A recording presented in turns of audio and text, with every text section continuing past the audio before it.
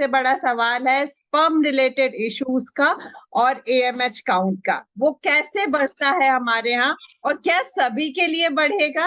Please मार्गदर्शन दीजिए। क्या ये सभी के लिए बढ़ेगा? तो सबसे पहले ये हमें समझना पड़ेगा कि स्पर्म बनाता कौन है। क्या डॉक्टर्स बनाते हैं अपने क्लिनिक में या आपका शरीर, एक मेल का शरीर बनाता है ना स्पर्म। तो स्पर्म बनाएगा कैसे शरीर, कैसे बनाता है?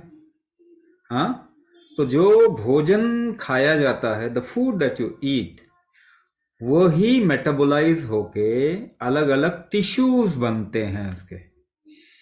तो 7 लेवल पे टिश्यू फॉर्मेशन होता है। ऐसे मान के चलिए कि एक टिश्यू बनाने में थोड़ा जोर लगेगा, थोड़ा एनर्जी लगेगा। दूसरा तरीके का टिश्यू बनाने में उससे डबल एनर्जी लगेगी। तीसरे तरीके के टिश्यू बनाने में 3 गुना ज्यादा एनर्जी लगेगी।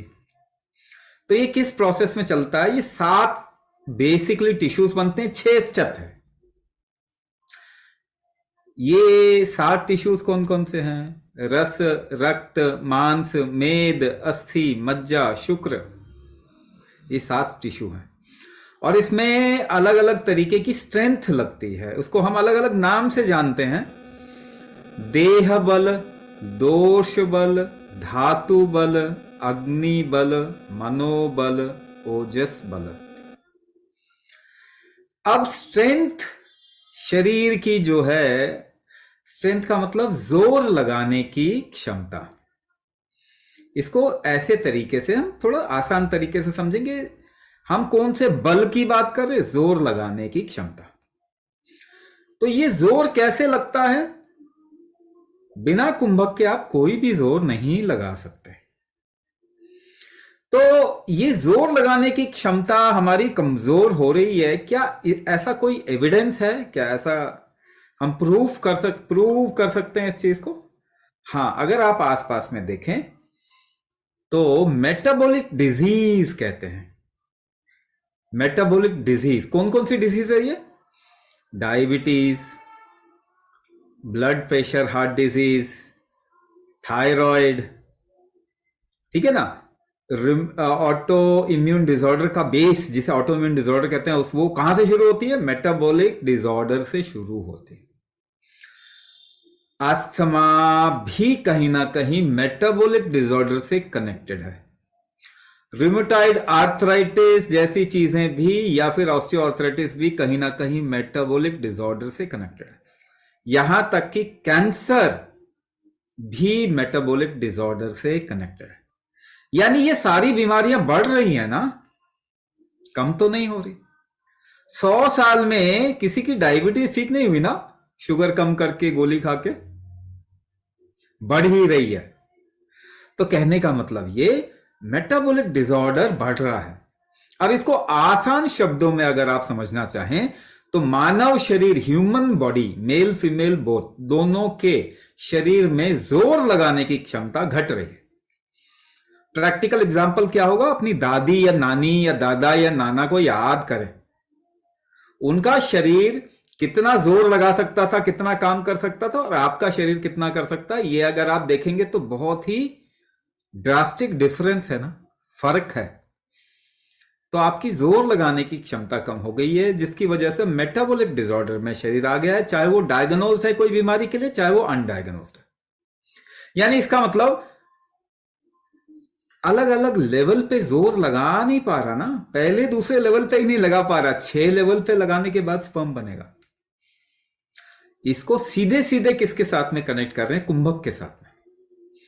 जोर लगता है कुंभक से। कोई भी जोर लगाएंगे, काम करेंगे, शरीर का इस्तेमाल करेंगे, दिमाग का, माइंड का इस्तेमाल करेंगे, आप देखेंगे पीछे आपकी सांस का रुकना तो होगा ही होगा, अलग अलग अनुपात में, अलग अलग रेशियो में। वो सांस रोकने की क्षमता की वजह से मेटाबॉलिक डिसऑर्डर और टिश्यू का फॉर्मेशन कम हो रहा है। यानी स्पर्म काउंट जो आपका शरीर बनाना चाहिए था स्पर्म, वो नहीं बना पा रहा क्योंकि उतना जोर नहीं लगा पा रहा। तो आपको क्या प्रैक्टिस करना पड़ेगा? कैसे बनाएगा आपका शरीर? जब जोर लगाने की क्षमता बढ़ा देंगे। कैसे बढ़ाएंगे? जब कुंभक कैपेसिटी बढ़ा देंगे।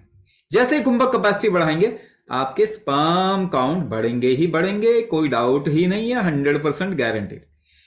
इसके बाद फिर भी मैं एक बात कहना चाहूंगा, if your body has got into some disease, अगर कोई बीमारी ऐसी हो गई है जिसको रिवर्स करने का आप जोर नहीं लगा पा रहे, ज्यादा हो गई, कोई ज्यादा ही प्रॉब्लम हो गई, ऐसे केसेस में थोड़ा टाइम ज्यादा लगेगा।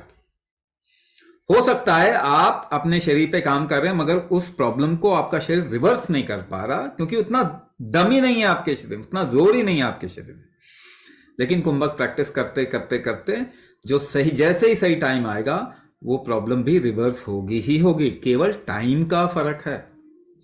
अच्छा, क्या कुछ खाके ऐसा हो सकता है कि स्पर्म काउंट बढ़ाया जा सके? स्पर्म खाने से नहीं बढ़ता है, क्योंकि आपके शरीर की टिश्यू बनाने की शक्ति कुछ खाने से नहीं बढ़ती है। आपको एक आइडिया है दिमाग में कि खाने से हम खूब अच्छे एनर्जाइज्ड हो जाएंगे, ऐसा ही है ना? तो आपने 25 साल 30 साल 35 साल भोजन किया ना, कमजोर हुए कि सुपर वुमेन और सुपरमैन बन गए? भाई 30-35 साल खा के तो आपको उड़ना चाहिए था, इतनी जान आ जानी चाहिए थी। जान आई या कम हो गई? उम्र बढ़ गई, जान कम हो गई, तो भोजन करने से तो आपकी एनर्जी कम हो गई, बढ़ी तो नहीं। भोजन भी शरीर उतना ही लेगा जितने उसकी शक्ति होगी लेने की, उसको इस्तेमाल करने की, यूज करने की। ये जरूर बढ़ाना चाहिए। ये जैसे बढ़ाएंगे स्पर्म काउंट या स्पर्म से रिलेटेड कोई भी प्रॉब्लम आपकी जा सकती है, 100% गारंटीड है।